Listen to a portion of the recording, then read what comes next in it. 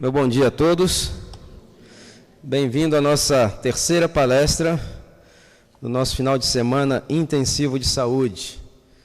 Quero parabenizar a vocês que foram capazes de deixar a cama nesse tempo chuvoso, convidativo.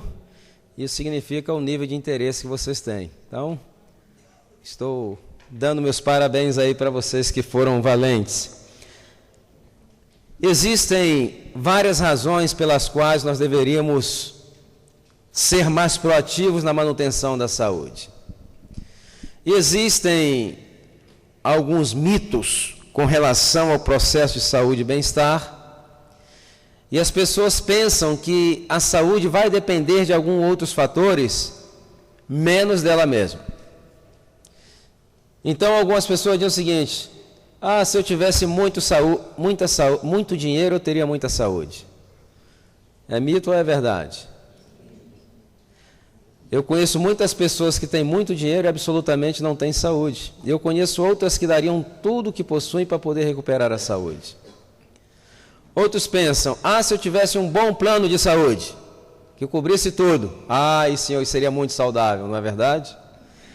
Eu quero dizer para vocês que não existem planos que garantem a vossa saúde. O que os planos de saúde prometem é um tratamento quando a pessoa já está doente, salvo algumas medidas preventivas. Outros falam: se eu tivesse aquele plano que cobrisse aqueles exames sofisticados de tecnologia de ponta que pudesse me revirar de ponta cabeça para descobrir, aí sim eu teria saúde, Mas é uma ilusão. Agora você pode perguntar: por que você acha que é uma ilusão? Muito simples. Se dinheiro, planos de saúde, tecnologia, profissionais, hospitais, medicamentos e cirurgias fossem suficientes para manter uma nação saudável, os Estados Unidos da América seria a nação mais saudável do planeta hoje. Entretanto, comparado com 100 países em termos de saúde, ocupa o lugar 95º, como uma das nações mais enfermas do planeta. Os gastos com a saúde na América são exorbitantes. Hoje, por exemplo, se gasta somente o Ministério da Saúde da América, gasta por ano o equivalente a 3 trilhões de dólares por ano. Você sabe o que são 3 trilhões de dólares? Uma vez e meia o PIB do Brasil é gasto somente no setor de saúde lá. Aquilo que gera toda a economia do Brasil é gasto somente no setor da saúde. Entretanto, as projeções para o ano 2016, quando haverá uma grande quantidade de pessoas que estarão se aposentando, acredito que mais ou menos 40 milhões, acredita-se que os gastos com a saúde atingirão 5 trilhões de dólares. Vocês têm uma ideia que são 5 trilhões de dólares? 5 trilhões de dólares hoje é todo o PIB da América do Sul inteira. Vamos colocar em perspectiva. Se alguém disser para você: eu lhe dou 5 trilhões de dólares, mas você só vai ter o dinheiro depois que você terminar de contar, você aceitaria? Se você contar, é que é impossível, depois de 1.000, 2.000 não dá, mas se você contar 1 por segundo, levaria 220 mil anos. Então não aceite, você não vai viver, vai contar e não vai ficar com dinheiro, Isso é para apenas ilustrar e você ter uma ideia da quantidade de dinheiro. E já superou o orçamento de saúde na América, já superou o orçamento de defesa nacional. Agora, por que essas coisas acontecem? Porque os pilares da saúde, para ser efetivo, ela tem que ter alguns componentes. Primeiro componente é investimento do governo, tem que ter. Segundo componente, investimento privado. Terceiro componente, profissionais bem preparados, não para tratar doenças, mas para tratar as pessoas. E o quarto, pesquisas. Mas existe o quinto componente que deveria sustentar todos esses outros. E sabe quem é esse quinto componente? É eu, é você. Somos aqueles que recebemos. O que acontece hoje é que a pessoa não tem preocupação, ela acha que, não preciso não, eu vou levar minha vidinha, qualquer problema eu tenho um bom seguro de saúde. E muita gente morre com um bom seguro de saúde. Não vou me preocupar porque o médico vai dar um jeito. Nós médicos não damos nem jeito nos nossos problemas, nós vivemos menos que a população geral. Nossa média de vida é menor. Índice de suicídio, drogadição, divórcio é muito alto. Nós não conseguimos dar nem conta dos nossos problemas. Então as pessoas ficam nessa ilusão e deixam de ser proativos na manutenção da própria saúde. E esse problema de saúde que afeta hoje a humanidade, não somente a América, Brasil, mas o mundo todo, ele só vai ser parcialmente resolvido, na maioria das situações, quando as pessoas forem mais proativas na manutenção da própria saúde. E enquanto não houver essa atitude, você pode jogar o dinheiro do mundo, vai aparecer cada vez mais doentes. Sabe por quê? Porque o que está causando as doenças não está sendo retirada, os fatores que causam. E quem pode retirar esses fatores? Somos nós mesmos, gerenciando riscos. Nada mais é do que gerenciamento de riscos. No Brasil, por exemplo, eu não sei se eu mencionei aqui, mas nós estamos caminhando, na América já está. No Brasil estamos caminhando, eu creio que provavelmente em 2 ou 3 décadas será o colapso financeiro, tanto do sistema previdenciário como do sistema de saúde. Por quê? Porque a população está envelhecendo, saindo da faixa de produtividade. Os jovens, a obesidade, hipertensão, mais o estilo de vida que eles estão vivendo, eles certamente não alcançarão aposentar saudáveis. Então eles sairão muito mais jovens da força de trabalho. E como que funciona a Previdência? É uma geração que está trabalhando, que está sustentando aquela geração que trabalhou. Então, uma geração tem que produzir. Nós estamos vendo hoje, jovens com 40, 50 anos já não conseguem fazer mais nada. É porque a coluna, porque estou deprimido, é porque estou diabético, estou obeso, estou hipertenso, já tive um derrame. É uma coisa assustadora. Então, o colapso do sistema de saúde, no Brasil já está mais ou menos colapsado, porque que sistema nós temos de saúde aqui no Brasil? E também do sistema previdenciário. Aí o que eles vão fazer? A ilusão, vamos aumentar a idade da aposentadoria. Não adianta se você não tem gente saudável para trabalhar. Então, existem quatro razões pelas quais nós deveríamos ser mais produtivos. Mas deixa eu dar para vocês aqui, eu falei dos recursos que a América tem, deixa eu dar para vocês aqui alguns dados do perfil da saúde hoje do povo americano, que está sendo copiado pelo mundo todo. Hoje na América ocorre por ano 1.600.000 ataques do coração. Significa que a cada 24 segundos uma pessoa sofre um ataque do coração e a cada 46 segundos uma pessoa morre de problemas cardíacos. A cada 30 segundos, uma pessoa diagnosticada com câncer. E a cada 55 segundos, uma pessoa morre de câncer. 1/3 dos homens que morrem de câncer da próstata. São 60 milhões de obesos, 1 em cada 5 pessoas está obesa. Entretanto, 9 de cada 10 está acima do peso. São 270 milhões de pessoas acima do peso. Ocorre 700 mil derrames cerebrais a cada ano, deixando aproximadamente 200 mil mortos e outras 300 mil pessoas inválidas por toda a vida. Existem 25 milhões de diabéticos. A cada minuto entra um novo diabético para o sistema de saúde.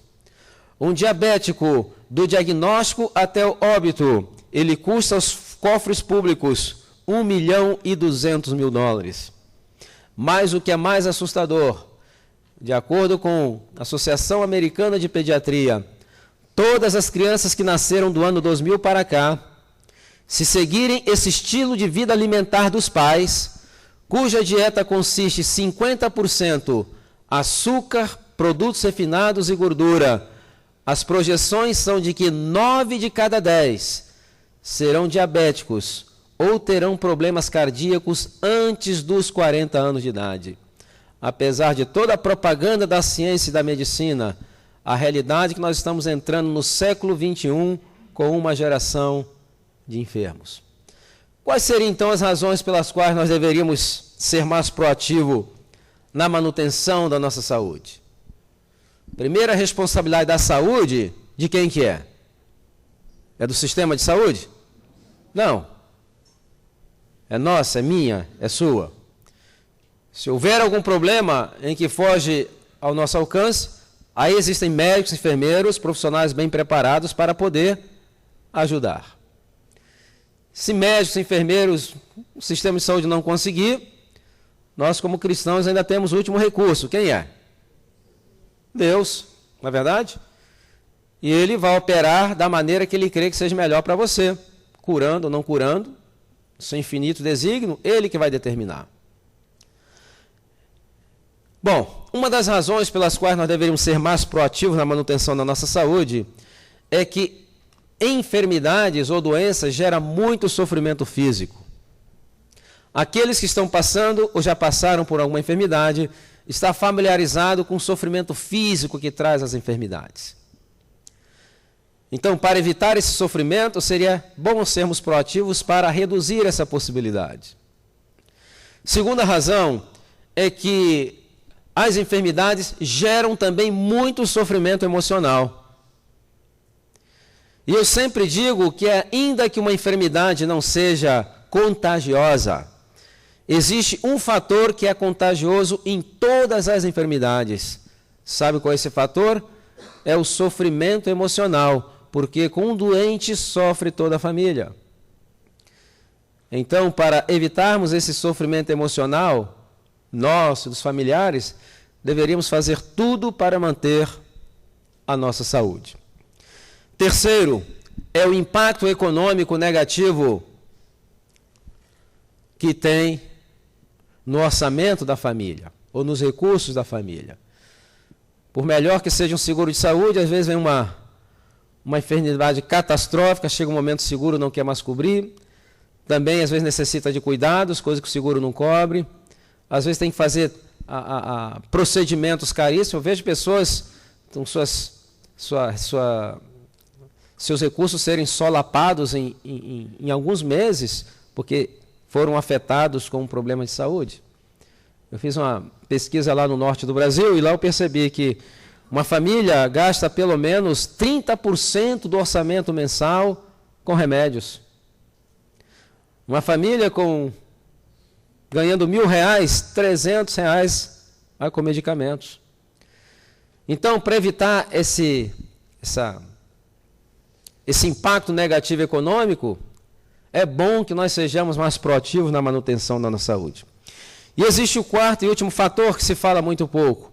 Por que eu deveria ser mais proativo na minha saúde? Sabe por quê? Para evitar os riscos relacionados com tratamentos de enfermidades. E são muitos os riscos. Hoje na América existem 3 causas principais de óbitos. Causa número 1, enfermidades cardiovasculares. Causa número 2, câncer. Você sabe qual a causa número 3 de óbitos na América hoje? Nós chamamos em medicina iatrogenias. O que são as iatrogenias? São as mortes resultantes da ação do sistema de saúde. São 250 mil mortes por ano. 120 mil mortes são óbitos relacionados a medicamentos corretamente prescritos. 120 mil mortes. Os óbitos vieram de efeitos agudos adversos desses medicamentos, alguns efeitos crônicos desses medicamentos. Depois temos mais 50 mil óbitos relacionados com medicamentos ou prescritos por enganos ou administrados por engano. E aí temos mais 80 mil mortes relacionadas com cirurgias desnecessárias, infecções hospitalares e uma série de outros problemas. A terceira maior causa de óbito na América hoje são o próprio sistema de saúde.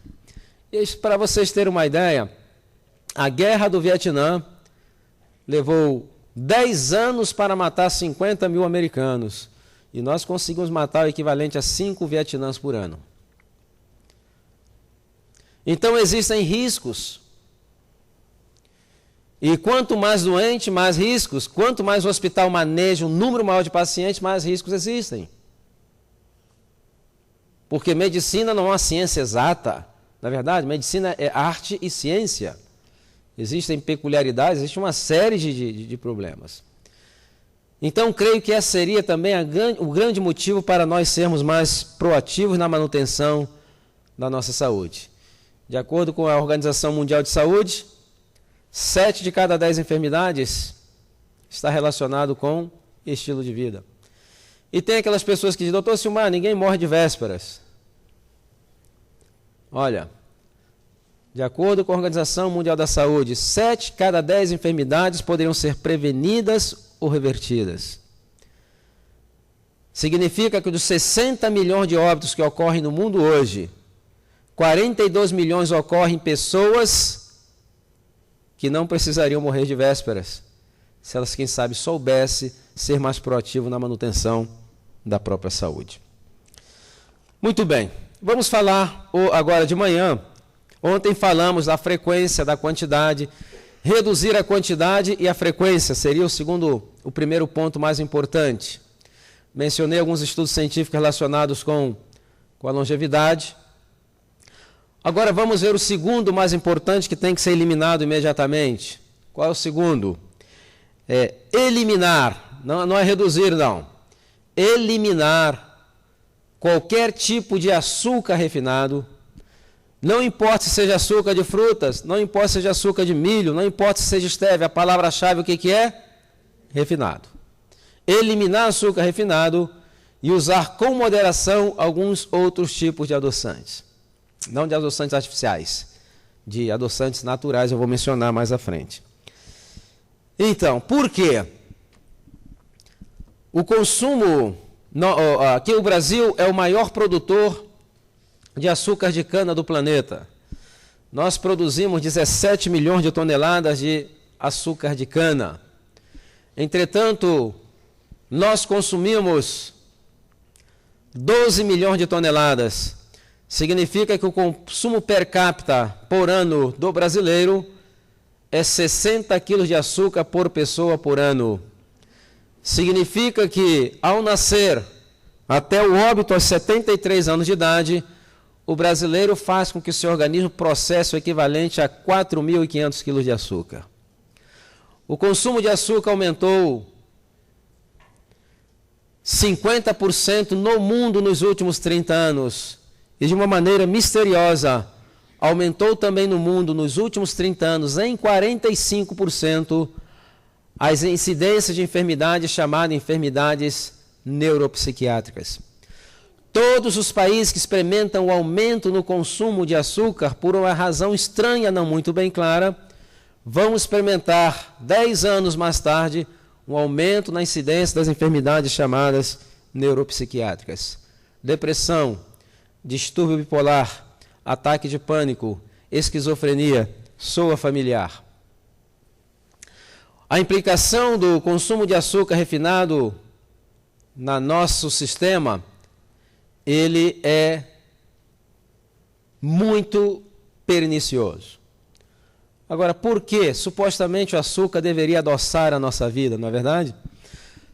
O problema é o processo de refinamento. Por que me faz mal o açúcar refinado e não me faz mal o caldo de cana, o melado de cana? Por quê? Onde é que está a diferença? Bom, na cana você tem ali apenas 30% é sacarose. Os outros 70% consiste o quê? Água, fibras, cálcio, ferro, fósforo, magnésios, proteínas, enzimas, vitaminas, mais ou menos 25 ou 26 nutrientes. Entretanto, no processo de refinamento, todos esses nutrientes são removidos e se fica com 99,9 de quê? Sacarosa, que é uma caloria vazia, e o organismo humano tem muita dificuldade em lidar com essas calorias vazias. Um dos problemas relacionados com a alimentação hipercalórica e vazia em nutrientes é aquilo que nós chamamos de flutuações ou mudanças muito bruscas, tanto nos níveis de insulina como nos níveis de glicemia. Vamos supor uma pessoa toma lá uma lata de refrigerante. Uma lata de refrigerante, você tem ali o equivalente de 10 a 12 colheres de chá de açúcar. Então ele toma come um pedaço de bolo. Então, aquilo não tem fibras e em 5 minutos começa a haver um aumento muito brusco na glicemia. O açúcar começa a subir. O pâncreas, que tem que controlar o metabolismo, ele entra em pânico, ele começa a produzir então insulina. Só que ele começa a ficar hiperativo e começa a produzir mais insulina do que deveria. E a pessoa, num ponto, ela esteve aqui numa hiperglicemia e depois ela vai para uma hipoglicemia. Aí quando ela vai para uma hipoglicemia, o que ela sente? Fome. A mão está tremendo. Sente que tem um buraco no estômago. Fica irritável. E ela come. O que ela come? Mais calorias vazias. Aí ela vai lá em cima. E essa variação nos níveis de glicemia e insulina começam a trazer aqueles transtornos que nós chamamos transtornos neuroendócrinos, que vai se manifestar nas pessoas de maneira diferente, dependendo de quê? Do calcanhar de Aquiles biológico de cada um. Então tem o espectro mental. Tem pessoas que começam a ficar impacientes, intolerantes, irritáveis, dão respostas bruscas. Tem outras que ficam com mudanças bruscas no temperamento. Já viu pessoas que de vez em quando você passa por ela, está com um sorriso de orelha a orelha, feliz da vida, te abraça. 2 horas depois você passa por ela, está com uma cara desse tamanho, você fala, o que eu fiz com essa criatura? Você não fez absolutamente nada, são essas flutuações. É a maneira como o cérebro dela, o sistema neuroendócrino, está lidando com essas flutuações desses hormônios de maneira muito bruscas. Mas nem todos terão isso. Tem uns que ficarão deprimidos. Notem, não estou dizendo que todos os problemas de depressão estão relacionados com o consumo de açúcar refinado. Mas quando ele não provoca, ele exacerba. E aquelas pessoas que estão passando por problemas de depressão relacionados a traumas ou algum problema, o tratamento psicoterapêutico, se fosse acompanhado de uma dieta isenta de calorias vazias, os resultados seriam 100 vezes melhores. Tem outras que já ficam meio hiperativas, principalmente crianças. Tem criança que a maneira como ela dá com essas variações é hiperatividade. E é uma questão de cultura. Uma criança que está muito agitada, e a gente quer acalmá-la, o que você faz normalmente? Olha, fica quietinho aí que o titio vai dar o quê? É tentar apagar fogo jogando mais gasolina. Não é verdade? Tem crianças que não vão ficar hiperativas. Tem crianças que já vão lançar os fundamentos de uma diabetes, ou vão ficar obesas. Então, cada um vai ser atingido naquele seu calcanhar de Aquiles biológico. Hiperatividade, hoje nós temos na América 10 milhões de crianças tomando um medicamento chamado Ritalin, porque são considerados hiperativos. E mais de 95% dessas crianças não necessitariam esses medicamentos se os pais cuidassem em que tipo de alimento estão dando para os seus filhos. E tem pessoas que dizem, não, a alimentação não tem nada a ver. Tem muito a ver na disciplina e também no aprendizado. Existe uma escola na Flórida, um dos condados mais pobres da região, chamado Dade County. E uma escola com muitos problemas acadêmicos e disciplinares. Então contrataram uma equipe canadense. Essa equipe canadense chegou nessa escola, começou a estabelecer certos parâmetros. Começaram primeiramente pelo refeitório. Foi banido todo tipo de calorias vazias, refrigerante, tudo. Foi dado às crianças uma alimentação saudável e deliciosa. 6 meses depois, os problemas disciplinares aumentaram 95%, melhoraram 95%, não aumentaram. E o melhoramento acadêmico, 85% em apenas 6 meses. Está provado que existe uma relação. Agora,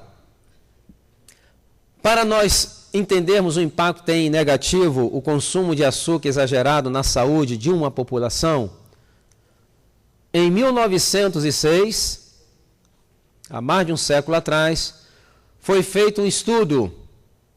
E a finalidade desse estudo na época era descobrir a nação mais saudável do planeta. Em 1906, Comparado com 100 países, os Estados Unidos da América era a nação mais saudável do planeta. Em 1995, voltaram a fazer o mesmo estudo, comparando os mesmos países, utilizando-se dos mesmos critérios. E em 1995, os Estados Unidos já estava no 95º lugar como uma das nações mais enfermas do planeta. E a pergunta seria, o que aconteceu em menos de um século? É muito simples. 1906, consumo de açúcar na América, meio quilo de açúcar por pessoa por ano. 1995, o consumo de açúcar já alcançava 75 quilos de açúcar por pessoa por ano e continua aumentando. Hoje é o maior consumidor mundial de açúcar, tendo nós brasileiros em segundo lugar. Agora, por que se consumia? Se eu fosse colocar aqui um gráfico, vocês poderiam ver de maneira categórica que à medida que foi aumentando o consumo de açúcar, foi aumentando também as enfermidades metabólicas e também neuropsiquiátricas. Por que se consumia pouco açúcar na América na virada do século XIX para o século XX? Será que eles eram mais conscientes com relação aos perigos do açúcar para a saúde? Era isso? Não. O açúcar era um produto extremamente caro. Somente a elite, a classe rica da sociedade, é que ele podia indulgir ou comer açúcar e guloseimas em abundância. Entretanto, a indústria dos alimentos notou uma coisa muito interessante, que todos os produtos que eram comercializados para a classe alta da sociedade e que estavam lotados de açúcar, eles desapareciam rapidamente das prateleiras. Então eles chegaram à seguinte conclusão: deve haver alguma coisa no açúcar que provoca dependência.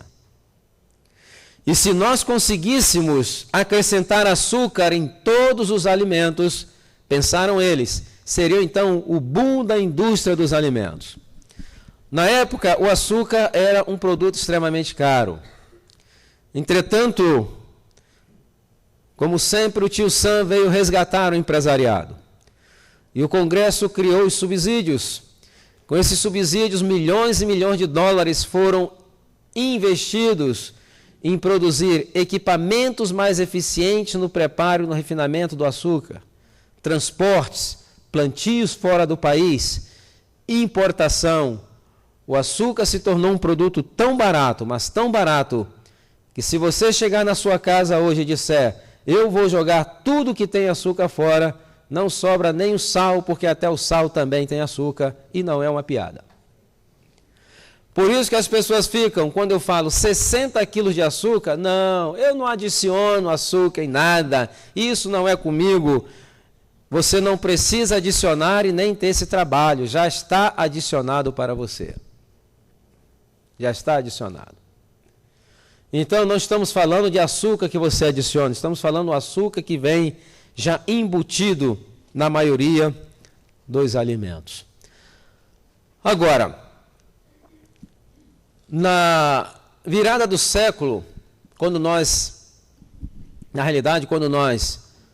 verificamos óbitos de pessoas que morreram na América, finais do século XIX, princípio do século XX, até a década de 30, mais ou menos, nós vemos uma tendência muito interessante. Sabe o que é? Obesidade, hipertensão, infarto do miocárdio, diabetes, derrame cerebral, eram padecimentos quase que exclusivos da classe alta da sociedade. Naquela época, pobre não morria, não tinha infarto do miocárdio, era uma coisa muito chique morrer de infarto, né? Pobre morria de outra coisa, provavelmente cheio de parasitas, que a questão de higiene naquela época era terrível, né? Eram doenças chamadas doenças elitizadas. Entretanto, para vocês terem uma ideia, até 30 anos atrás, havia aquele espectro de doença de pobre e doença de rico. As doenças pobres quais eram? Problemas relacionados à higiene, saneamento básico e falta de alimentação. São enfermidades infecciosas. Entretanto, nos últimos 30 anos, isso aí terminou. Hoje, pobre tem muito infarto do miocárdio, tem derrame, tem distúrbios neuropsiquiátricos e enfermidades cardiovasculares que se caracterizavam pela classe alta da sociedade há 30 anos atrás, não faz muito tempo, já imigrou para as classes baixas da sociedade, e essa imigração se deve ao quê? Ao que se deve? Que os alimentos se tornaram cada vez mais acessíveis para a classe baixa da sociedade, e esses alimentos que provocavam doença nos ricos estão provocando doença nos pobres. Então, além de lidar muitos com os problemas relacionados com falta de saneamento básico, água tratada, muitos pobres têm acesso a alimento, mas a maioria desses alimentos não são alimentos de qualidade, e eles também estão agora sofrendo os problemas dos ricos, que eram as enfermidades neuropsiquiátricas e cardiovasculares. Então, houve a democratização das enfermidades. E aí nós vemos uma relação direta entre essa alimentação, que 50% é o quê? Açúcar, produtos refinados e gordura, e esse espectro grande de enfermidades que se apresentam hoje em todas as classes sociais. Então, reduzir o consumo de qualquer tipo de adoçante natural, eu falo natural, já vou dizer, os artificiais, edulcorantes artificiais, é pior ainda do que açúcar. A base de aspartame, todas essas ozes, deveria ser evitado. Agora, quais seriam as opções? Medalha de ouro. Quem ganha medalha de ouro? Mel. O mel ganha medalha de ouro. A Bíblia diz o quê? Coma mel porque é bom, porque é saudável. Mas, ao mesmo tempo, o que a Bíblia diz? Coma mel com moderação, não é? Medalha de prata. Quem fica com a medalha de prata? Melado de canas. Melado de cana, medalha de prata. E a medalha de bronze? Açúcar mascavo. E o resto não se classificaram. Estão fora das competições. Então, em ordem de importância de ser mais saudável para o menos saudável, nós temos aí o mel, melado de cana e o açúcar mascavo. Aí tem gente que fala, doutor Silmar, eu tento adoçar. Com açúcar mascavo, com melado não fica a mesma coisa, mas nunca vai ficar a mesma coisa, porque nós estamos com o paladar pervertidos. O nosso corpo, ele é hedonista, está sempre buscando o prazer. E a saciedade é um saco que não tem fundo. Quanto mais doce você vai querer. Quanto mais salgado você vai querer. Quanto mais picante você vai querer. E quanto mais gordura você vai querer. Começa a haver uma perversão. Começamos a perceber menos o sabor daquelas coisas e temos que aumentar a dose. É quase que como uma dependência.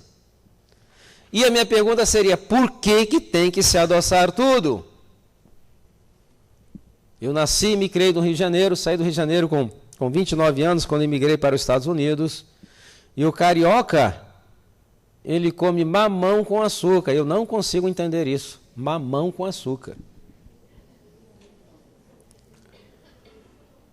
Então, essa questão de querer adoçar tudo, faça uma experiência, permaneça aí 3 ou 4 dias sem comer nada de doce.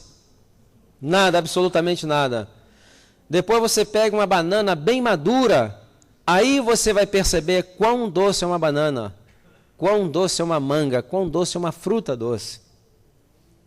Porque durante esse período seu paladar vai ser afinado novamente. Então, é necessário passar um período de abstinência, e alguns vão ter crise de abstinência. Tem pessoas que vão ficar irritadas, outras vão ficar agitadas, não dormem direito, inquietas, porque está faltando a droga diária. Mas depois que passa esse período de 72 horas a uma semana, é só maravilha. A mente se torna mais clara. As pessoas estão mais calmas, você consegue ver no semblante que estão mais calmas, mais tranquilas. Então, durante esse período, você vai começar a perceber mais. E a tragédia dos últimos 50 anos, não sei se eu mencionei aqui ontem, é que Deus criou os seres humanos com papilas gustativas para detectar dezenas de sabores diferentes. Essas gerações dos últimos 50 anos só conhecem 2 sabores, o doce e o salgado, e não conhecem mais nada. Não sabem. Você pode fazer uma experiência, peguem crianças, faça uma brincadeira com elas. Coloquem venda nos olhos, coloca algum tipo de alimento na boca, uma fruta, um vegetal, alguma coisa, e pergunta para elas dizer o que é. Raras vezes vão acertar, porque não sabem. É perigoso o adulto também não acertar, porque não sabem, só conhece o quê? O doce e também o salgado. Então, eliminar o consumo de açúcares refinados e usar com moderação mel de abelhas, melado de cana e açúcar mascavo seria o segundo passo mais importante na manutenção e na recuperação da nossa saúde. Ok?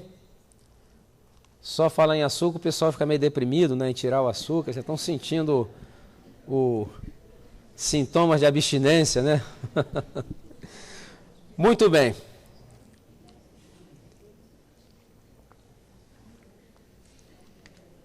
E agora, qual o terceiro? Qual seria o terceiro mais importante? O terceiro mais importante não é reduzir, mas é aumentar. Aumentar o quê? Consumo de água. Então vamos ver aqui a importância que tem a água para a nossa saúde. Muitas pessoas pensam que a água é para melhorar a frequência ao banheiro, para ir com mais. Não, esqueça. Esse é o menor benefício que a água tem. Vocês vão perceber agora como a água desempenha uma função fundamental, não importante não, fundamental na nossa saúde, através de uma série de processos fisiológicos que é afetado por não haver água em quantidade suficiente.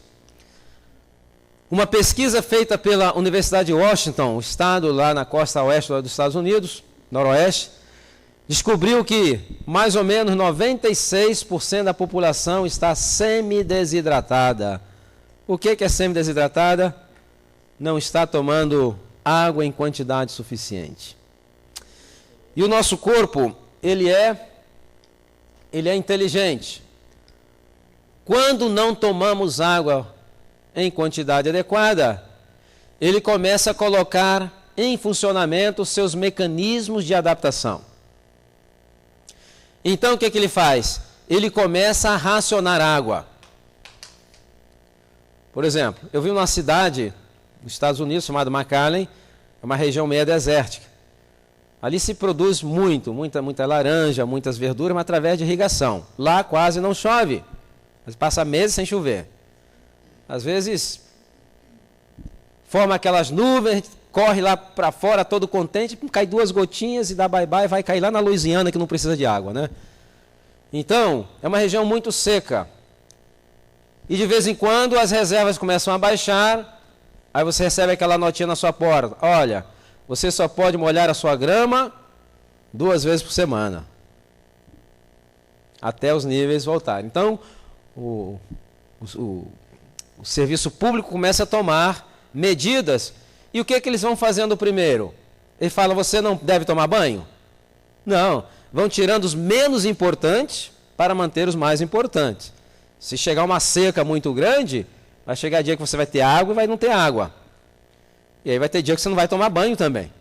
Ou você vai ter água para cozinhar. Então é assim o corpo, ele vai começando a gerenciar aquela escassez. E vai então buscando água, retendo para os órgãos que mais precisam, retirando então a cota daqueles órgãos que menos precisam. Então vamos ver alguns processos fisiológicos. Por exemplo, lágrima. Em algumas pessoas, quando não existe água suficiente, o corpo ele corta a água para a produção de lágrimas. E tem pessoas que ficam com os olhos o quê? Ressecados. Quando ela fica com os olhos ressecados, o que ela faz? Ela toma água ou usa colírio? Não, ela vai lá comprar colírio. Eu até entendo que existe alguém que venda, não consigo entender Porque a gente compra, porque 98% da lágrima consiste de quê? De água. Então, grande parte desse problema de olhos ressecados está relacionado com falta de água. Existem, em medicina nada é 100%, eu mencionei, existe uma pequena porcentagem que pode ser obstrução, uma série de problemas, alguns medicamentos, tipo de profissão que a pessoa tem, mas a grande maioria está relacionado com o quê? Com a escassez de água. Estômago. O estômago, nós estamos vendo ali que ele tem uma mucosa, nós chamamos de mucosa, é uma camada embranquiçada na parte interna dele. Essa mucosa, você sabe qual a porcentagem que é água? 98% dessa mucosa, ela consiste de quê? De água. Qual é a função dessa mucosa? Essa mucosa é a seguinte: à medida que o estômago vai produzindo ácido clorídrico para desdobrar proteínas, essa mucosa ela vai liberando água e neutralizando esse ácido. Ok? Se você não tem uma mucosa íntegra, o que vai ocorrer? Você vai juntar com outros fatores, como estresse, tipo de alimentação. Chega um momento que esse 98% de água que compõe a mucosa, existe um corte, não vai haver uma mucosa íntegra. O que vai ocorrer? Você pode desenvolver gastrite, pode desenvolver úlcera, pode desenvolver uma série de problemas no estômago. Se ouviram falar que gastrite e úlcera pode ajudar no problema de úlcera? Nunca ouviram, não é verdade? Mas fisiologicamente é assim. E nem todas as pessoas vão estar relacionadas com isso, mas uma grande porcentagem. Saliva. Qual a porcentagem da saliva que é água? 98% da saliva é água. E aqui tem uma glândula parótida, ela produz enzimas digestivas, entre elas a amilase. Isso aqui chama-se um duto salivar, né? Então é produzido nas vesículas armazenadas. Então, quando a pessoa mastiga, existe um aperto dessas glândulas, mais o estímulo hormonal. Só que quando não há água suficiente, essas enzimas elas se tornam muito concentradas e algumas pessoas podem provocar a chamada pedra do duto salivar. Essa pedra ela pode obstruir. Então aqui começa a se produzir enzima digestiva, ela não passa para cá, ela começa a voltar, ela volta, ela começa a digerir a própria glândula. E aí leva a uma inflamação. E tem pessoas que ficam com o rosto inchado, alguns pensam que é problema de dente, na realidade isso é um problema que tem que ser visto imediatamente. Muito desconfortável. Suor. Qual a porcentagem do suor que é água? 98% do suor é água. Ali também tem sais minerais, ali também tem um pouquinho de mucina, tem uma série de elementos em pequenas quantidades. E aqui nós estamos vendo um corte da pele. Aqui nós estamos vendo os pelos, aqui tem a epiderme, tem a dermis, tecido subcutâneo, vários sanguíneos, aqui tem nervos, tem os vasos linfáticos, as glândulas que produzem, as glândulas sebáceas. Aqui também tem outros terminais, né? Tem alguns terminais que detectam o toque, pressão, tem o terminal que detecta o frio, tem o que detecta o calor, são terminais especializados em interpretar diferentes estímulos. Então, quando você não toma água suficiente, o que ocorre? Existe uma parte da pele aqui que se compõe de colágeno. O que é colágeno? Colágeno é uma substância que ajuda a dar o quê? Elasticidade à pele. Só que 86% desse colágeno é composto de quê? De água. E quando não há água suficiente, o que o pouco fala? Suspende a água da vaidade. Nós precisamos salvar essa pessoa. Menos produção de colágeno, o que acontece? Pele mais flácida e rugas vêm de maneira muito mais precoce. Então, se você quer ter uma pele boa, tem que fazer o quê? Aumente a quantidade de água. Cérebro. Qual a porcentagem do cérebro que é água? 95% do cérebro é água. Se você colocar o cérebro no extrator de suco, a maioria vai ser água, pouco sólido. Agora, o cérebro precisa de água para suas funções. Por exemplo, o cérebro ele é análogo ao computador. Só que nós temos parâmetros diferentes. Por exemplo, como que o cérebro funciona? Você é o que você é como? Água, oxigênio, alguns minerais e eletricidade. Como que isso funciona? Sabe como? Ninguém tem a menor ideia, mas é assim que funciona. A base do funcionamento é assim. Então, se você não tem um dos componentes, o cérebro ele é análogo a um computador. Se você tem um computador que você trabalha direto com ele, o sistema de ventilação não está funcionando, o que vai acontecer com esse computador? Ele vai esquentar, ficar lento até que entre em pane. Então, a água ela tem essa habilidade de absorver calor. Então, o cérebro realiza centenas de milhões de bits de informações por segundo. Em um segundo, o cérebro seria capaz de manejar todas as chamadas telefônicas do mundo. Tem gente que fala assim, tem máquinas que é melhor que o cérebro. Não é. Porque para a máquina existir, teve que existir um cérebro que a criasse, que a programasse. E outra coisa, não tem essa flexibilidade que o cérebro tem. A máquina não consegue se autoprogramar, o cérebro ele consegue se autoprogramar. E ele é um órgão tão fascinante, mas tão fascinante que, por exemplo, vamos supor, vocês provavelmente já viram nas Olimpíadas que jogadores de ping-pong jogando? Já viram? Mesmo que não sejam profissionais, já viu a velocidade com que eles jogam? Chega um momento que você não consegue nem ver a bola, não é? Então, mas veja como acontece. Uma pessoa dá o saque, e ela bate na bola. E quem está esperando, ele está olhando. Está olhando para onde? Para o adversário. Está olhando para o olho para o adversário? Não, ele olha para onde? Para a mão. Quando ele bate na bola, que a bola começa a sua trajetória, o cérebro, em bilionésimo de segundo, começa a tirar uma série de fotografias da trajetória daquela bola.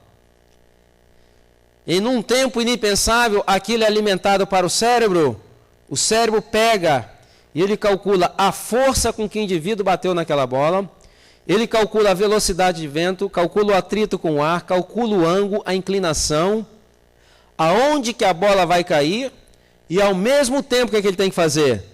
Quem está recebendo a bola, ele manda estímulos para determinado lado, que pode ser o lado de cá, o lado de lá, para determinados músculos, para que bata com uma determinada precisão, para que a bola caia onde? Do outro lado da rede do adversário. Em quanto tempo o cérebro faz isso? Impensável. E tem gente que fala assim, isso é automático. Não, não existe nada automático. Quando o outro bater na bola, ele tem que recalcular tudo novamente. O treinamento, o que vai fazer não é tornar o ato automático. O treinamento vai tornar esses cálculos muito mais rápidos. É aí que está a diferença entre o não treinado e o treinado. Então, isso gera calor. E nós necessitamos, então, de água. De vez em quando, algum jovem chega, doutor Silmar, eu quero uma vitamina para o cérebro. Eu falo, vitamina A, água. Toma bastante água. Eu lanço até desafio àqueles que estão estudando. Faça uma experiência. Evitem sucos açucarados, refrigerantes. Tomem pelo menos 2 litros de água por dia, água em quantidade adequada. Nós vamos falar isso mais adiante. E você vai ficar impressionado com a capacidade de assimilar e processar informações que o cérebro adquire. É algo impressionante. Agora, os jovens hoje, na maioria, o que é que fazem? Sucos açucarados e refrigerantes. A presença do açúcar e da cafeína estimula a micção, estimula a pessoa a perder água que ela já não tem. Então, ela está sempre... Já notou que todo mundo sempre está assim meio cansadinho, à tarde, aquele sono? Porque o corpo ele começa a diminuir o ritmo para gastar menos o quê? Gastar menos água. É um mecanismo de adaptação. Linfa. Aqui nós temos o sistema linfático. Funciona mais ou menos como um sistema de esgoto que desempenha uma função importantíssima em eliminar dejetos, detritos. Também tem os nó linfáticos aqui que desempenham uma parte fundamental na nossa imunidade. Ok? Então, essa linfa ela precisa circular livremente. Quando não toma água suficiente, o que acontece com a linfa? Ela se torna mais densa. E quanto mais densa, pior o que é? Quanto mais denso, pior a circulação. Por isso que existe hoje técnica de massoterapia chamada drenagem linfática. Se você tomar bastante água e fizer uma drenagem linfática, a drenagem vai ser muito mais eficiente. Ok? Então, qual a porcentagem da linfa que é água? 92% da linfa é água. Ok? Pulmões. Se pegar os pulmões e colocar no extrator de suco, qual a porcentagem dos pulmões que é água? 86% do seu pulmão é água. E aqui existe um outro fenômeno. Quando não tomamos água suficiente, existe um aumento nos níveis de histamina. Histamina, ela tem um efeito nos brônquios de vasoconstritor. Então aqui nós vemos dois brônquios, um perfeitamente ventilado com as suas capas musculares, e aqui nós vemos outro contraído. Ok? Então, quando não há água suficiente, existe uma tendência da contração desses brônquios. E uma pessoa cujo calcanhar de Aquiles biológico é o sistema respiratório, ou tem asma, ou tem bronquite, o que vai ocorrer aqui? Não tem água, já tem uma broncoconstrição, porque aumenta a quantidade de histamina. Aí aqui, derivados de leite ajuda a produzir o quê? Muco. E esse muco é o que finalmente vai tapar essa passagem, levando a crises agudas de asma. Então, por exemplo, se a pessoa que tem problemas deixa os derivados de leite e aumenta o consumo de água, ela já eliminou aqui um elemento da triada da asma. Que o primeiro elemento, broncoconstrição. O segundo elemento, um processo inflamatório. O terceiro elemento, o que é? Produção de muco. Então, se ela aumenta o consumo de água, provavelmente ela não vai ter o broncoconstrição. Se ela evita os derivados de leite, não vai ter o muco. E ali ela tem que lidar somente com o processo inflamatório, que é muito mais fácil lidar com ele. Ok? Então, quer aumentar seus volumes e capacidades pulmonares, aumentar o quê? Consumo de água. Ok? Claro, nós estamos falando aqui dentro de um contexto. Vai existir alguns padecimentos, por incrível que pareça, que a água vai estar contraindicada. Por exemplo, a pessoa tem insuficiência cardíaca crônica não controlada há muito tempo. Então, uma coisa já fora da população geral. Então, a água, ela pode levar o quê? Até edema pulmonar, né? Fígado, aqui está ele, belo e lindo, não é verdade? Fígado. Bom, eu mencionei ontem que o fígado, ele realiza mais de 500 reações químicas diferentes. Mencionei ontem, não foi? Então, aqui nós temos a vesícula biliar.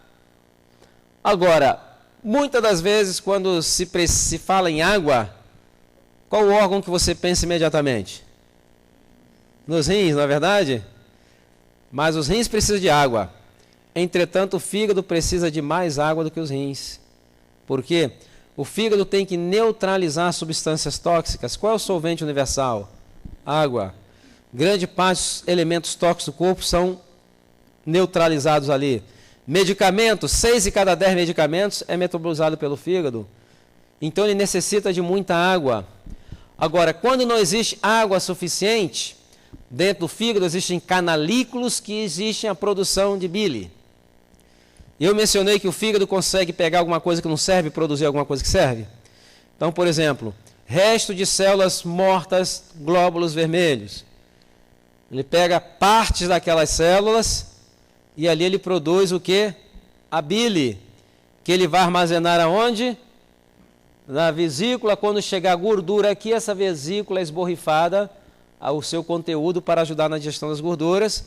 E essa bile vai levando as gorduras, vai emulsificando. Quando chega lá no intestino, ela é novamente reabsorvida para ser utilizada. É uma coisa espetacular. Ok? Então, esses canalículos que estão aqui dentro, não estão visíveis aí, se produz a bile, e a bile vai, até que chegue, é levado pelo duto e armazena aqui. Ok? Entretanto, qual a porcentagem do fígado que é água? 85% dele é água. Quando não existe água suficiente, o que acontece com a bile? A bile ela vai o quê? Ela cristaliza e solidifica, levando à formação de pedras. Ok? E aí a pessoa está com pedra na vesícula. O que faz? Tira a pedra ou tira a vesícula? Normalmente tira os dois juntos, né? Agora existe um problema aqui. O problema é o seguinte, aqui. Nem todas as pedras estão na vesícula. Grande parte de pedras são pedras chamadas intrahepáticas, elas formam dentro dos canalículos. Ok? Então você tirou a vesícula, você se livrou das pedras completamente? Não. Aí o que vai ocorrer? Aquelas pedras intrahepáticas. Primeiro, você já não vai ter um armazenador para jogar em quantidade suficiente quando vir gorduras. Segundo, parte dos canalículos vão sair obstruídos. Então a bile que o fígado produzir, ela não vai cair no reservatório, mas ela vai começar a pingar gradualmente dentro do duodeno. E aí pessoas que já fizeram cirurgia de vesícula, o que vão ter? Muitos problemas com digestão de gordura. Distensão abdominal, gases, sensação de enjoo. Então essas pessoas têm que reduzir drasticamente o consumo de gordura, porque senão elas vão ter muitos problemas do trato digestório. Rins. Qual a porcentagem do rim é água? 83% do rim é água. Quando não há água suficiente, o filtrado renal se torna mais denso. Em algumas pessoas predispostas vai produzir o que? As famosas cálculos renais, né? Esses cálculos renais podem se alojar em várias regiões dos rins. Pode provocar um refluxo retrógrado da urina, que leva a uma inchaço, uma hidronefrose, e pode ser uma complicação. Agora, existem vários tipos de pedra nos rins. Existe de oxalato de cálcio, oxalato de magnésio. Existe essa aqui que nós chamamos de estruvita. Essa parece um carrapicho, né? Bem pontiagudo. Essa pedra aqui, quando ela se aloja aqui no ureteiro, e que ela é toda pontiaguda, e que o ureteiro então começa a contrair-se para tentar expulsá-lo, é uma dor excruciante. Quem teve já sabe, eu nunca tive, mas já vi pacientes que eram refratários até a morfina. Você dá a morfina, o sujeito continuava esperneando e gritando, né? Então, grande parte desses problemas está relacionado com o quê? Ingestão inadequada de água. Eu encontrei pessoas que tinham problema de pedra nos rins durante muito tempo. Aumentaram o consumo de água, nunca mais tiveram crise. Vai existir uma pequena porcentagem da população que tem alguns problemas, né? Por exemplo, eles vão ter problemas em metabolismo de purinas, né? Então, às vezes o medicamento, mas mesmo essas pessoas, aumentando o consumo de água, ainda pode melhorar muito esse quadro. Ok? Sangue. Qual a porcentagem do sangue é água? Você pensou que era 100%? Não. 18% do nosso sangue ele consiste de sólido. Então aqui ocorre uma coisa interessante. Aqui nós temos células vermelhas. A finalidade dessas células vermelhas, o que é? Transportar oxigênio até as células e pegar de volta o quê? Gás carbônico, não é? Entretanto, essas células, quando estão carregadas, saturadas de oxigênio, elas vão viajando através de avenidas bem largas, como essa aqui. Mas quando vai chegando perto das células, essas avenidas vão afunilando, e chega um momento que só cabe uma célula vermelha, sabia? Essa célula tem que ir lá, descarregar, e carregar e voltar. Né? Aliás, na realidade nem volta, tem outra maneira pela qual ela sai. Acontece que quando não há água suficiente, o sangue se torna muito denso.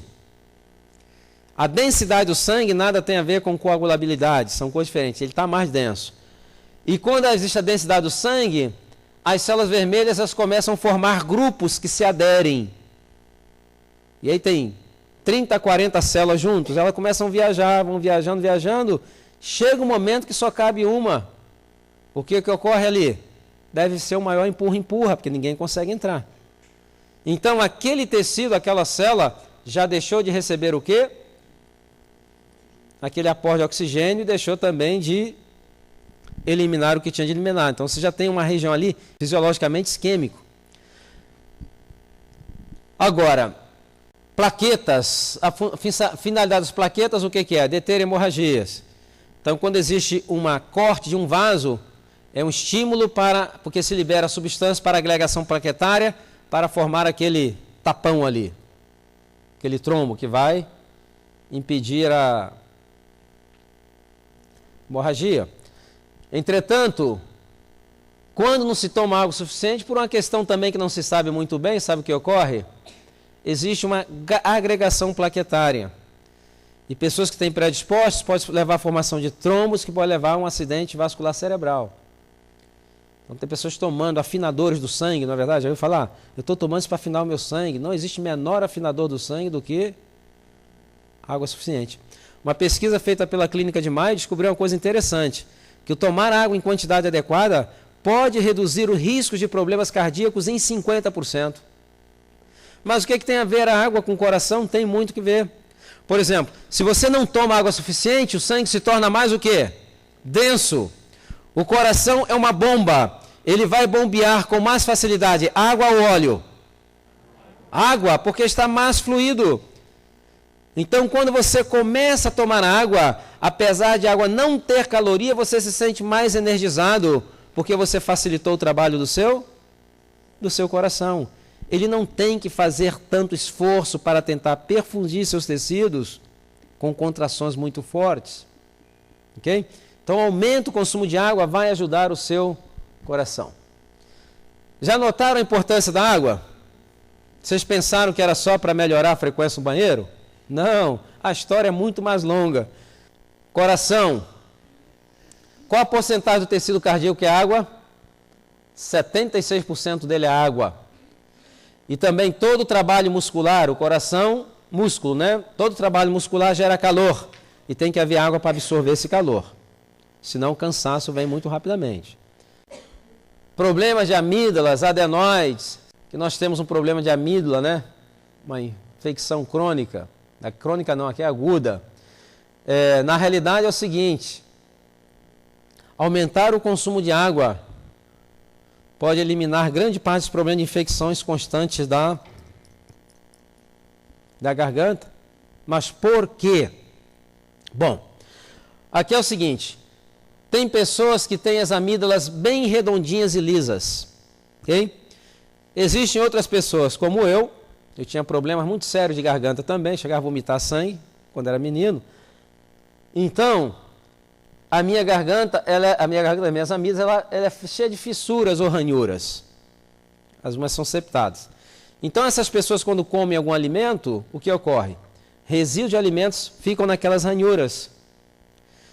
E ali é um prato cheio para quê? Para bactérias que estão ali. Ali existem bactérias, mas se não tiver alimento, a população dela permanece. Quando tem alimentos, então elas se multiplicam de maneira exagerada e vai produzir essas infecções. Então, aqueles que têm esse problema de amígdalas, o que tem que fazer? Aumentar o consumo de água. Você comeu, escova o dente. Mas quem que escova as amígdalas? Ninguém, né? Mas aqueles que têm problema deveriam fazer o quê? Gargarejo. Faça gargarejo. O segredo é manter a garganta limpa. Além disso, depois de 2 horas que você começar a tomar água, a água vai passando e vai ajudando a limpar mais ainda. Então, a maneira como eu consigo controlar problemas de garganta é mantendo a minha garganta limpa. Que já está relacionado com o quê? Não comer entre as refeições, não tomar nem suco entre as refeições, nada.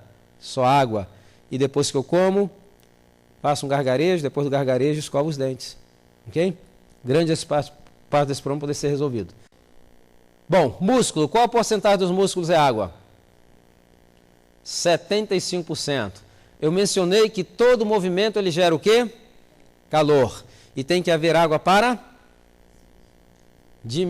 absorver esse calor. Se não existe água, vai ser então... o desempenho da pessoa vai estar afetado.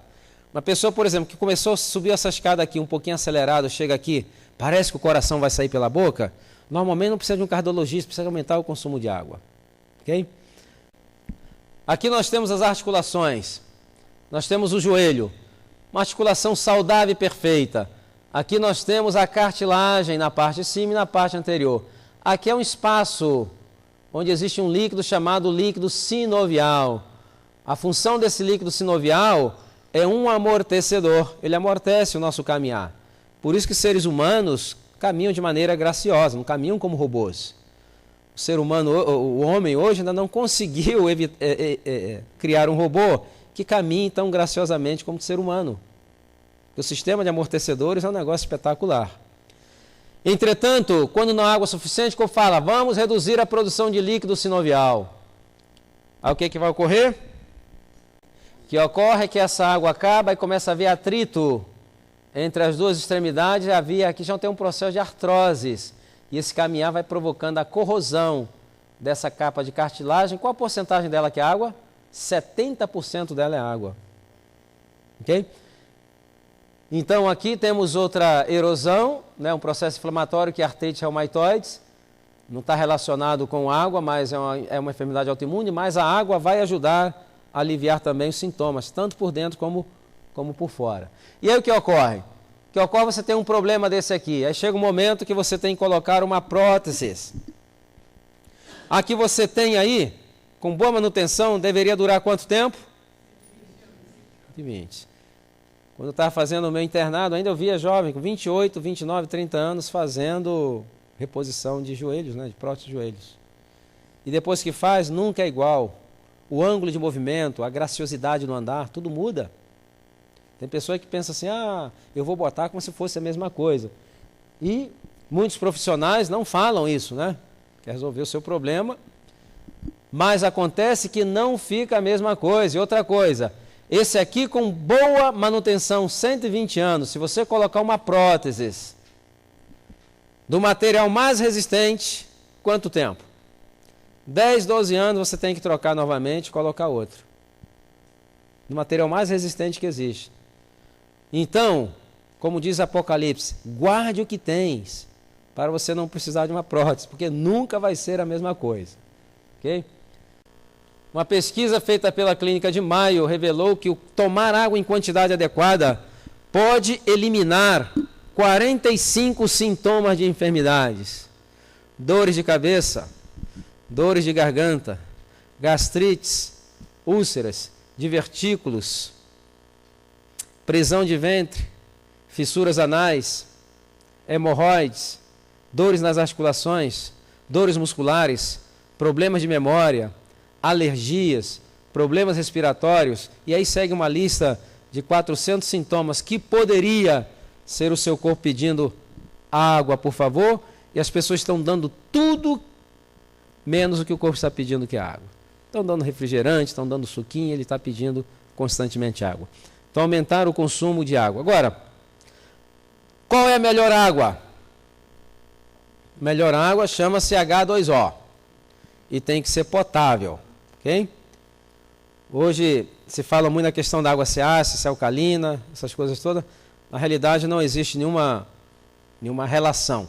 Existem regiões que a água é mais ácida, existem regiões que a água é mais alcalina.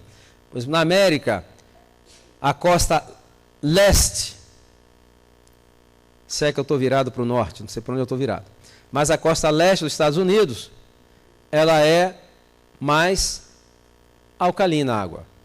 Na costa oeste, ela é mais ácida. E não existe nenhuma relação de que alguém ficou com mais doença que o outro lado, que a mortalidade é diferente. Não existe uma relação. Por quê? Porque o nosso corpo tem maneira de lidar com isso. Se nós tirarmos a carga da alimentação acidificante que estamos submetendo ao nosso corpo, com a questão da água ele pode se lidar com ela e trazer para o pH ideal. Ok? Ainda existe uma curiosidade. Na costa leste, na costa oeste, é onde estão os adventistas do sétimo dia, que é uma das populações mais longevas do planeta. E que tipo de água eles tomam ali? Uma água mais ácida, na é verdade? Então, isso não é o fator. Na realidade, então ela tem que ser o quê? Potável, tem que ser limpa, H2O. Imantada, H2O. Ok? Então, sempre se inventa alguma indústria para se vender alguma coisa, né? E por que nós vemos isso? Porque as coisas são muito simples, né? Os povos mais longevos da Terra não se preocupam com essas coisas. Se preocupa com uma alimentação variada. Agora, aumentar o consumo de água. Quais são as estratégias para aumentar o consumo de água? Número 1, abandone os sucos e abandone os refrigerantes. Quem toma suco e refrigerante vai querer água? Não vai. Segundo, mantenha a água mais perto de você. Quanto mais perto tiver a água, mais chance que você vai tomar. Lá em casa, por exemplo, nós temos água nas mesinhas de cabeceira, temos água na mesinha de centro. Se eu estiver lá em cima, no segundo andar, trabalhando no meu escritório e sentir vontade de tomar água, eu não vou descer, mas se estiver ali, eu tomo. Então, mantenha a água perto de você. Envases. Evite esses envases dessas garrafinhas muito moles, que são material inestável. Acaba liberando ali o biofosfenol, acho que é biofosfenol que chamam aqui, e que começa a interagir com alguns hormônios, pode levar a pessoa até a ganhar peso, além disso pode ser hepatotóxico ao longo do tempo. De vez em quando vai sair e utilizar, não tem problema nenhum, mas tomar diariamente não recomendo. Recomendo que se utilize uma água no invase daquele plástico mais duro, tipo acrílico, ok? Então aquele é um material mais estável. E essas garrafinhas também, elas viajam muito nesses caminhões, pegando o calor, e ali aumenta a temperatura e ele se torna mais inestável. Então acaba liberando mais substância dentro da água. Então utilize esses envases mais de acrílico, ok? Vidro nem pensar, né? É imprático, mas os envases de acrílico é melhor. Agora, filtro, qual é o melhor filtro? Se a sua preocupação, por exemplo, é com parasitas, algumas coisas, filtro de barro. Ou para tornar a água mais clarinha, dar um sabor melhor, filtro de barro é ideal. Entretanto, se tiver outros poluentes, eu não tenho como saber que tipo de poluente tem na água, então necessito de um filtro mais especializado para poder eliminar certas impurezas. Então, com relação à água, é tudo isso aí que eu acabei de mencionar. Não é tudo, falta muita coisa. Vamos responder algumas perguntas que nos chegaram agora. Se alguém tiver alguma pergunta, escreva num papel e nos dirija, para então respondermos. Aqui fala proteína do seitan. Seitan? Carne de glúten é bom aproveitada pelo organismo? Eu não conheço a proteína do quê? Do seitan? É uma empresa, não? Ok. Do glúten. O glúten, inclusive no programa de 13 semanas, uma das coisas que eu recomendo é durante 13 semanas evitar o uso do glúten. Porque pode ter pessoas que tenham intolerância ao glúten e não sabem.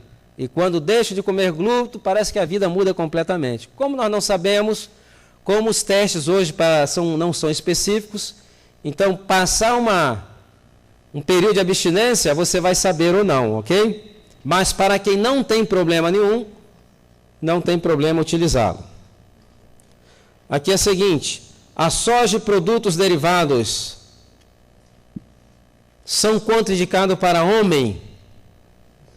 Bom, eu sempre falo o quê? Diminuir o consumo de soja, pela questão das proteínas, e para os homens pela questão do fitoestrogênio, que são imitadores, né? Então o homem não deve comer muita soja, né? E a pessoa vai perguntar, escuta, mas como que eu vou saber a quantidade? Então a indicação é, quando você sentir que está falando meio fino, começa a parar, né? É porque já está exagerando. Então, esses produtos devem ser utilizados com muita moderação. Por exemplo, leite de soja. Qual a quantidade diária? Estourando 1 xícara por dia. Pequena. E nada mais de soja naquele dia, nem um feijão de soja. Para vocês terem uma ideia da quantidade em pequenas quantidades que deve ser. Ok? Medicina ortomolecular é comprovadamente eficaz no diagnóstico e tratamento de doenças? Sim, medicina ortomolecular tem algumas abordagens muito interessantes, que vai um pouco além da medicina. Na realidade, a medicina ortomolecular, um médico alopata, ele pode ser um médico ortomolecular.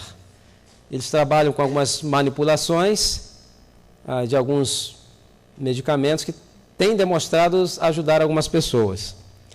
Mas existe também a questão de né, que às vezes é muito caro, que eles às vezes vendem muitos produtos, a cada consulta lá sai por 500, 600 reais, aquela coisa toda. Então, se houver necessidade, deve-se utilizar, não há problema nenhum. Agora, o melhor é tentar investir. O cloreto de magnésio pode ser usado diariamente para tratamento? Sim, você tem um cloro no sal, você tem um magnésio nos minerais que tem nas frutas, nas verduras, você tem cloreto de magnésio. Pergunta é, você vai tomá-lo separado? O corpo ele mantém um controle muito grande de minerais, né? Então, quando você começa a tomar quantidades fora daquilo, a gente nunca sabe. Eu, na realidade, não recomendo. A C para indicações muito específicas. Começou a aparecer pergunta assim, de repente, né? Estava tudo incubado aí, né? Qual é o trabalho que os rins fazem para absorver o doce? Para absorver? Não, os rins, na realidade, ele não absorve, né? O rim é um mecanismo de eliminação. Ele retém aqueles elementos que precisa e elimina o que o corpo não precisa. Então, ele também trabalha com sódio, com glicose, com tudo. Tanto é que o diabético, ele começa a perder a habilidade de lidar com a glicose e começa a passar para a urina, né? Obrigado. Obrigado. Uma mulher grávida também deve de alimentar de 5 em 5 horas? Ou não? É irrelevante o tempo, né? O que vai importar é o que ela está comendo. Ela pode comer toda hora somente coisa que não serve, pode comer de 5 em 5 horas alimentos absolutamente quê? Nutritivos. Entretanto, a gravidez é um período que está fora da normalidade da população geral, não é verdade? Então, cada gravidez é diferente. E as mulheres dizem isso, né? Então, pode ser que existem, né, bebês que vão demandar mais, a pessoa vai sentir mais fome. Então, eu acho que ela deve seguir, não a gula, mas realmente seus níveis de energia durante esse período. O que pode ajudar a aliviar a artrite reumatoide, né? Aqui acabei de falar, agorinha mesmo, para ajudar, mas o programa hoje à noite, as aplicações naturais que eu vou ensinar. Quem tem carência de B12 pode fazer essa reposição? Vou falar dela daqui a pouco, quando tiver com... Encheu. Quando tiver falando de produtos de origem animal.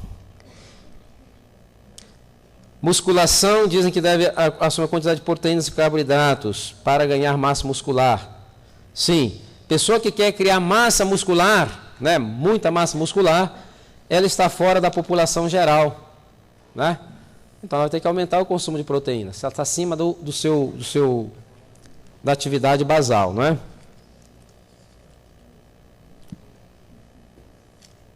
Obrigado. Suco de fruta cru espesso. É isso? Cru, espesso ou expresso? Espesso é prejudicial? Não. Dê mais preferência às frutas, a comê-las. Suco de vez em quando. E tem que misturar bem com a saliva. Parte da digestão na boca. Isso aqui é uma consulta, né?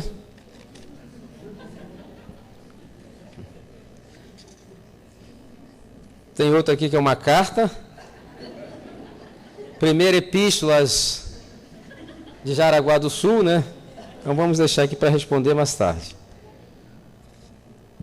Que alimentos acumulam mais gordura no abdômen?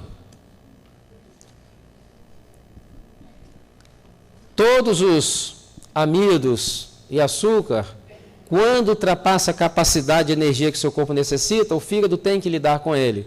E como que ele lidar com isso, com esse excesso? Ele empacota e armazena em forma de gordura, né? Como curar ou prevenir? Ah, ok, trombose, já mencionei a questão da água, só que é um problema muito mais complexo, né? Açúcar demerara, orgânico, é como refinado? O açúcar demerara, que medalha é? Não tem medalha, desclassificado, ok? Autohemoterapia, faz bem à saúde? A hemoterapia é aquela questão que eu mencionei de quê? Do efeito o quê? Eu falei do efeito placebo aqui, não falei? Então, tem pessoas que experimentam a melhora. E tem algumas aplicações, por exemplo, que ali estimula os macrófagos, né? E tem pessoa que fala assim, eu tomei e melhorei da minha depressão. Não tem nada a ver macrófago com depressão, né? Então, nós vemos que existe muita dissonância. Mascar chiclete, mesmo sem açúcar, exatamente, deveria ser processado por falsa idoneidade, né? Está falando que vai alguma coisa e nunca manda. O estômago produz ácido esperando aquilo e não chega. Aí o que acontece? A médio prazo, problemas. Diabético pode adoçar com mel? Assim que ele tiver a diabetes controlada. O açúcar mascavo com moderação. Por que o médico me proíbe comer mel? É porque existe muita desinformação com relação à nutrição, mesmo na classe médica.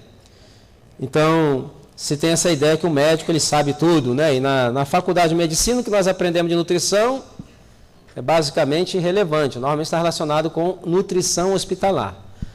A não ser que seja um nutrólogo que fez uma especialidade, aí sim, ele pode dar uma orientação. O que fazer quando você tem um diagnóstico de começo de artrose e começo de hérnia de disco? Programa de revitalização. Comece imediatamente hoje.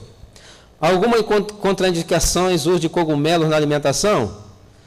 Só evitar aqueles que são tóxicos e venenosos, né? Como que você vai saber? Se você comer e sentir que está subindo os edifícios, passeando, está tudo colorido, é porque não foi o cogumelo ideal. Uso de vacina antigripal, né? As vacinas, elas são um pouco controversas na América. Então, na realidade, existe uma indicação, né? Existe uma indicação. Quando teve a gripe suína lá nos Estados Unidos, alguns oficiais da Organização Mundial da Saúde não souberam responder algumas perguntas, né? Ficaram meio ali sem pé e acabou gerando a desconfiança, tanto é que da gripe suína sobraram mais de 100 milhões de doses que ninguém nunca quis tomar, não é? Então, tem que tomar uma decisão, eu digo que é uma decisão pessoal, né? Quais os cuidados com crianças com alteração na tireoide, hipertiroidismo? Ela tem que continuar usando aqui é hipertiroidismo, né, que já faz uso com crianças de 11 anos. Nesse caso, eu recomendo um tratamento natural, intensivo, numa clínica por pelo menos uns 21 dias para ver se ela volta a ser eutiroidica novamente. Pode voltar e pode não voltar, nós não sabemos. Então, se a pessoa quiser me perguntar depois a clínica, eu posso indicar algumas. Então, aqui a questão da margarina, né? As margarinas, tem que ter cuidado com esse tipo de gordura também. Gorduras de qualquer tipo, com muita moderação. O que acontece quando a memória da gente lê e parece que isso não penetra na memória, que é uma leitura superficial? Você está com um problema de memória. O diagnóstico é esse. Então, aumentar o consumo de água. Pode ser também que você esteja sob tensão ou sob estresse, que vai afetar a memória. Pode ser que exista um problema hormonal, ok? Então, tudo isso tem que ser visto. Programa de revitalização física e mental, hoje à noite. A questão de rastros químicos, na realidade, ou um mito? Como isso pode afetar a saúde? Tomando água, podemos prevenir piores efeitos disso? Rastros químicos, né, são resíduos. A cada momento nós estamos expostos a substâncias químicas. Então nós temos sistemas excretórios no organismo. Quando eu falar de produto de origem animal, vocês vão entender a questão desses resíduos, como eles se acumulam no organismo, o que se deve fazer. Qual o efeito da cerveja no organismo? Ele é diurético, né? Primeiro é diurético, pode aumentar também o peso. O efeito é o álcool, né? Que vai produzir alterações na mente do indivíduo, né? E recomendação aqui é rebatismo, né?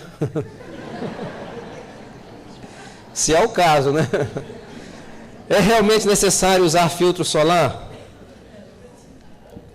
Tudo que você coloca na pele, ela absorve, né? Então, quem tem a complicação não, a pele mais clara, então deve evitar exposição à luz do sol por um período muito longo. Entretanto, grande parte dos problemas de câncer da pele afeta muitas pessoas e está relacionado também com a alimentação, principalmente as frituras. Por quê? A pessoa come muita fritura. O organismo não consegue eliminar somente através das fezes e às vezes ele tenta eliminar através da pele, é absorvido. E ali fica na epiderme resíduos, aqueles venenos, né? E quando vem a luz do sol, começa a cozinhar e fritar aquilo. Então essa é uma das razões. E aí você vai ver, tem pescadores, né, que ficam no mar, no sol o tempo todo, e nessas regiões, a incidência de câncer da pele é o quê? É pequena. Mas porque a alimentação deles é diferente de alguns, né?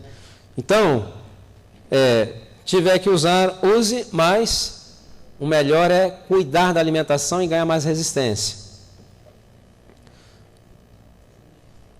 Espinhas nos adolescentes. Comida vegetariana e deixar os derivados de leite ajuda a eliminar espinhas. As espinhas, elas têm 3 fatores. Primeiro, um fator hormonal, essa é a razão pela qual se faz mais prominente na adolescência. Tem o fator alimentar também e tem o fator da higiene da pele. Então, normalmente, a pessoa tem que lavar a pele constantemente para evitar a agregação de infecções daquelas pontinhas vermelhas, uma bactéria chamada piógenes, daquelas pontinhas vermelhas. Então, se você me mandar um e-mail para o meu site, eu posso mandar uma receitinha para você fazer em casa para evitar, reduzir grandemente essa questão de espinhas. Tá bom? Uso do micro-ondas. Uso do micro-ondas. Eu mencionei isso aqui ontem? Ok. Então, o micro-ondas é o seguinte. O micro-ondas ele esquenta os alimentos através de ondas eletromagnéticas, né? Então, cada molécula tem um polo positivo e um polo negativo. Polo positivo, polo negativo. Quando a onda eletromagnética atinge aquela molécula, ela começa a vibrar e existe uma mudança de polaridade.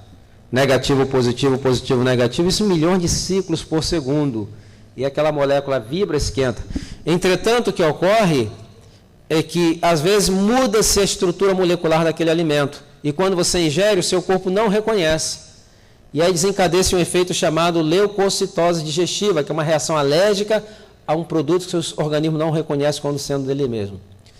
Então, usar eventualmente, mas usar como fogão é um perigo. Vai estar sempre problemas de alergia, o sistema imunológico sempre vai estar baixo.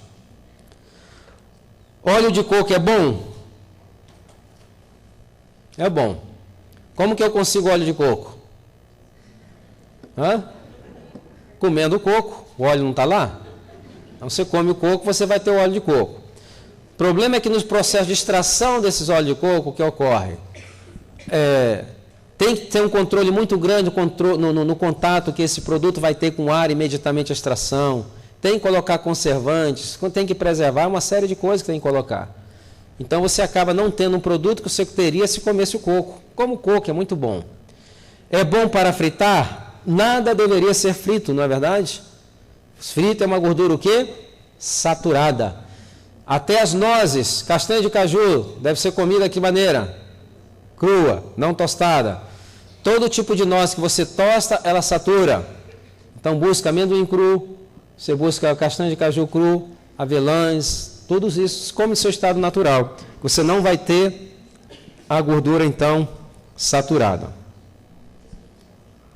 Para quem já faz academia à noite, terminando pelas 22 horas, recomendando comer depois do exercício, o que se deve comer?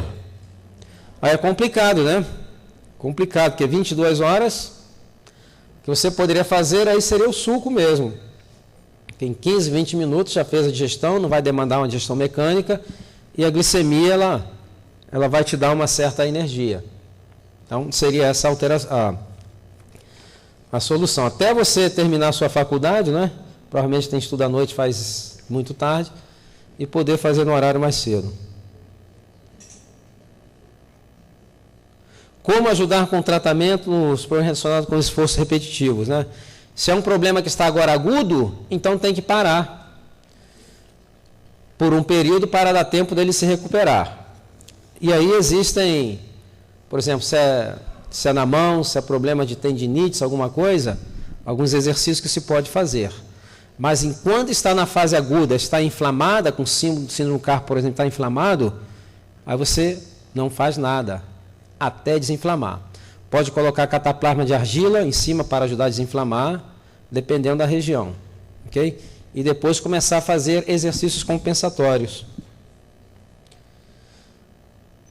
Crianças também precisam de intervalo de 5 horas? Novamente eu volto a falar, é irrelevante. Ela pode comer toda hora somente alimentos que não devem. E pode comer de 5 em 5 horas alimentos altamente saudáveis e nutritivos. Então, o intervalo mais curto não quer dizer que você está nutrindo ela melhor. Acidez e alimentos do câncer ou da câncer? Não entendi essa pergunta. Acidez e alimentos de câncer. Você está perguntando se o alimento tipo ácido provoca câncer tipo cozido? Não, o que nós recomendamos é que os alimentos sejam acompanhados de...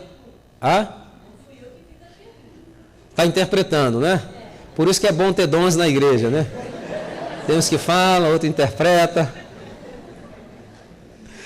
Bom, a resposta seria: os alimentos crus devem estar presentes em todas as refeições. E deveria ser a quantidade maior em volume. Por quê? Porque você come só alimento cozido, existe também aquele mesmo efeito do micro-ondas, da leucocitose digestiva, porque ele está desnaturado, né? Então, tem que se comer os alimentos crus, tem que fazer parte. Por quê? Porque ele é alimento vivo. Agora, quando você coloca na boca, o que diz que aquilo ali é um alimento cru ou cozido? É a presença das enzimas vivas. Quando o organismo percebe que não tem enzimas vivas, é porque é o quê? É morto. Então ele precisa de coisa viva. Agora, vamos comer só crus? Algumas pessoas se adaptam a comer somente alimentos crus. Mas existem alguns alimentos, por incrível que pareça, que eles são mais nutritivos quando cozidos. Um exemplo dele é o tomate. Quando você cozinha o tomate, você potencializa o licopeno 20 vezes mais do que ele cru. Então, precisamos de alimentos cozidos e precisamos de alimentos crus também. Ok? Porque nós vivemos num mundo o quê? Isso é um mundo de pecado, ele é cheio de perversões. Então, tem gente que fala assim, eu quero comer a dieta do Éden, não é verdade? Encontrei em São Paulo, aí o pessoal, a dieta tem que ser a dieta do Éden. Não tem como comer a dieta do Éden. Por quê? Nós não estamos no Éden. Né? Outra coisa, na dieta do Éden, você tinha lá o fruto da árvore da vida. Onde é que está? Que ninguém nunca me mostrou onde é que está para me comer. Então, você come uma alimentação. Por isso que Deus, para tirar essa confusão, Ele deu ao Espírito profecia. E o que ela diz lá? Frutas, cereais, nozes e verduras, preparadas de maneira o quê? Simples. Constitui a dieta que Deus escolheu para o seu povo para esse tempo. Que tempo? Tempo do fim. Ok? Então, temos que perder um pouco da fantasia. Que esses alimentos é perfeito. Irmãos, não existe alimento perfeito. Todos os alimentos eles têm um problema. O que nós temos que fazer é escolher os que têm menos problemas. Ok? Mesmo um alimento muito saudável, ele vai ter problemas. Nós vamos escolher os melhores, o que vai dar mais benefício para o nosso corpo. Essa é a ideia. A alimentação ideal vai ser aonde? Vai ser no céu. A terra está amaldiçoada, a terra está fraca, a terra está pervertida, não tem como produzir alguma coisa completamente saudável. Ok? Sim. Conheci um rapaz que ele tinha esquizofrenia e tomava muitos remédios. Ele viu uma palestra sobre a dieta frutífera.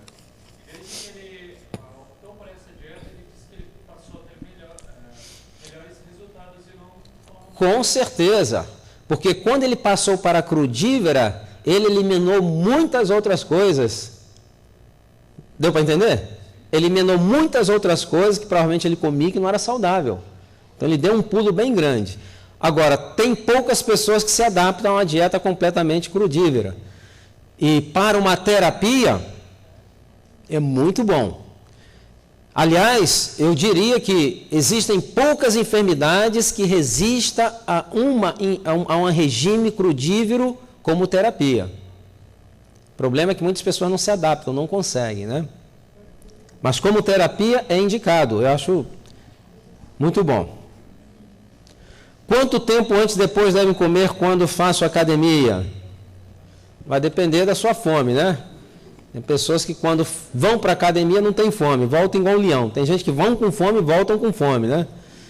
Então depende da sua demanda de energia, que as pessoas são diferentes, não tem uma fórmula geral. Eu não me alimento com frutas, que pena. E sim, como pão integral, até 4 fatias, 6h30 da manhã, eu não consigo esperar meio-dia para almoçar, por isso fico muito fraco ou fraca. Então, porque você não está comendo o quê? Suficiente. Né? Pão integral, granola, um pouquinho de nozes, tudo isso vai ajudar a dar essa sensação de saciedade. A quantidade de flúor na água prejudica a saúde? Com certeza. O melhor pH da água, já esclareci isso, é relevante. É verdade que somente a maçã deixa cálcio no organismo depois de 30 anos? É verdade que somente a maçã. Quem pesquisou isso perdeu um tempão, né? 30 anos esperando para ver se a maçã fixa o cálcio no organismo depois... depois dos 30 anos. Não depois de 30 anos, não, depois dos 30 anos. Não. O que vai fixar o cálcio nos ossos principalmente, o que é? Atividade física, exercício. Muito bem. Faço exercício físico 3 vezes por semana, 60 minutos, mas passo mal depois de 30 minutos. Não consigo finalizar todo o treino. Tenho náuseas, passo mal, é que você está fazendo muito intenso. Né? Eu lembro que meu filho começou a fazer um programa de exercício lá, eu avisei para ele. E ele foi, né? Tem gente que só aprende assim. E fazia, ficava vomitando. Eu te falei. Mas no outro dia fazia de novo.